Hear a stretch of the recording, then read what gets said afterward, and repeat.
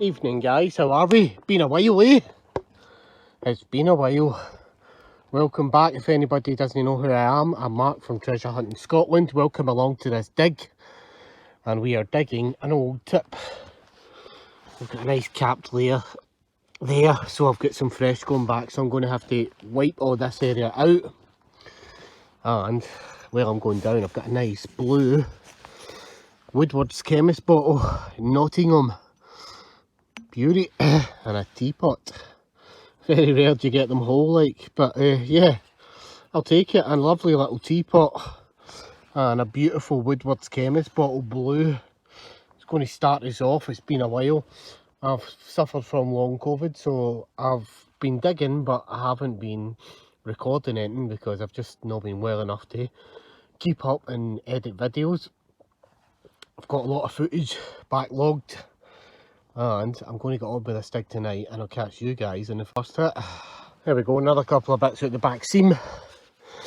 We have possibly, I was going to say aqua, yeah it is, it's an aqua ink, even though it's black inside. I think there's possible ink in that.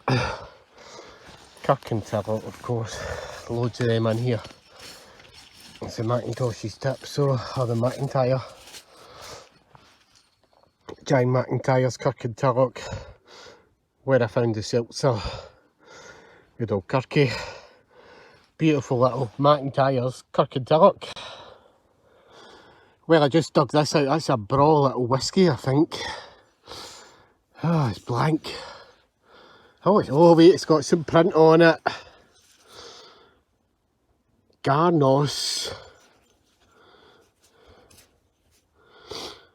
Garnos. It's a monk's wine. Valentine's, probably a monk's wine or something like that, I reckon, from the catacombs. It's a lovely amber one as well, which is unusual. Don't find many of them. Don't know if it's sold or not, but it is braw. Beautiful little wine bottle.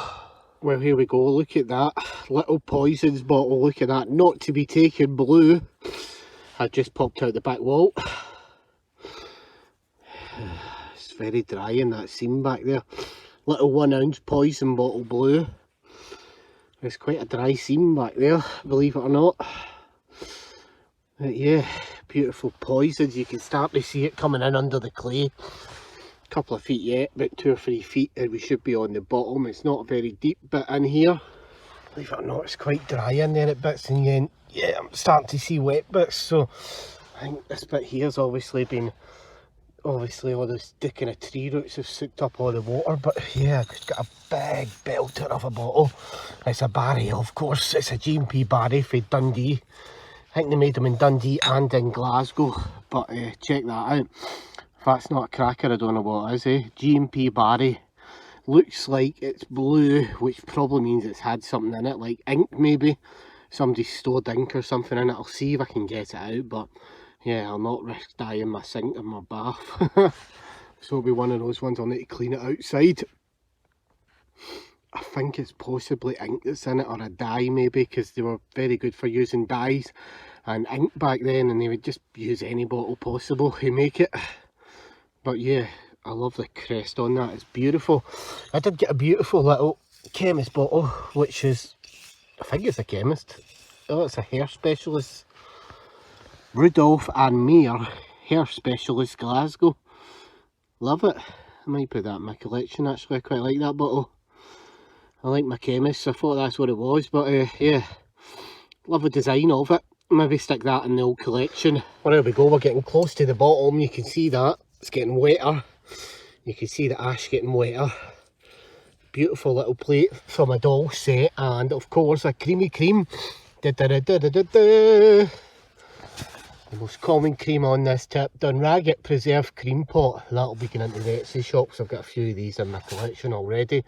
Beautiful Dunragit Preservative Cream Pot, and that of course will be going into the Etsy shop. It's a beauty. Just shoveled in again there. And I have a wire doll, I think it is. That's a beauty, yeah. I'm pretty sure these are wire dolls. They were through the arms. positive that's a wire doll rather than an ornament, but beautiful little wire doll I think it is. Top hat, they're dynamite, they look absolutely lovely, and if I'm wrong on this, let me know, because I have been wrong before. But yeah, I think that is a wire doll. But we'll get it cleaned up for the roundup and we'll try and properly ID it. Well, there we go, another couple of bits fresh out for the bottom. Shame that it's broke, because that would have been a lovely little bird feeder. It would have been a beautiful bird feeder, but it's broken. Blacking pot, a nice Victorian early blacking pot, eh? With a bit of colour to it, I love that. They'll never get any print on them, but they are a blacking pot. Agey bar, probably lemonade or iron brew or something like that, but yeah, that's a definite AG bar bottle. I had to look it out before I filmed it. AG Bar & Co Glasgow. I don't think I'll be taking that with me. They're fairly common, but if anybody did desire it, drop a message and I'll come back and rescue it. There we go. Another one from the bottom. You can see it's come off that wet stuff again at the bottom, but it's a beautiful pork pie inkwell stoneware ink. It's right wet down there now, eh? And as you can see, we have a nice hexagonal or octagonal tile, I think that is there. Back from the olden days. Yeah, I need to take a picture of some of the old houses in Clydebank and show you the old tiles that are in some of them, because we do find them out here on the field where we are. And yeah, so it'll give you a better explanation of why we find these tiles and where they're actually from. Struggling, I'm just above ground level. I'm hitting water. Adam's Essence of Renee, Glasgow. I don't know what that is. Fresh for the bottom. AD Strathblane Mulgai. What I like about this Mulgai bottle is it's spelt different. M-U-L-G-U-Y rather than the way it is now, which is it's totally spelt a lot different. The fountain used to be in the town centre, but it's no longer there. It's a clock that sits in its place now. But it's the AD Strathblane Mulgai. Beautiful bottle, and of course we got this big stoneware ink which is chipped, so I don't think I'm going to take it with me, but again it is a lovely big stoneware ink. Just dug this out, little, I think 1 ounce or 2 ounce poison bottle. 2 ounce poison bottle, flat back, coffin shaped poison bottle. We want the Taylors, I've had a few of them in here, a few nice Taylor's paintings. That one's a coffin shaped poison bottle, 2 ounce. Not to be taken. We'll get all these cleaned up for the roundup. There we go, nice beer bottle just out. Nice black glass beer. John Mackay Limited, Glasgow. Beautiful beer bottle. Toothpaste base. Where's the lid? We don't want the base. There's plenty coming out this hole. There really is. Great potential here.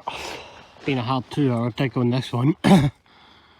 Bra little medicines bottle again there. Probably a smelling salts, but brilliant this. I love bottle digging, eh? Sometimes you win, sometimes you lose. Not a bad hole. There is some little gems to take away from that, so I'm not too disheartened. But yeah, hard hole. Generally we get more in a hole here, but it is what it is, and that's the way it is sometimes. But yeah, there's loads of footage, like I said, to be put together, so you'll see some of the older digs here in the coming weeks, probably during the snow. So on that note guys, I'm going to call it a day for this video. Good luck, happy hunting, and I'll catch you guys in another video very shortly. So what you're seeing here is signs of World War II. And in the old tenement buildings, this is the kind of stuff you would see during World War II. Designs like this on the walls. Now you might remember me seeing, you know, me when I go bottle digging and I'll pull out little squares like this. You find them in a lot of the old tenement closes in Glasgow. Mostly in Clydebank, where the kind of closes are still pre-World War II. And this is the kind of designs that you get.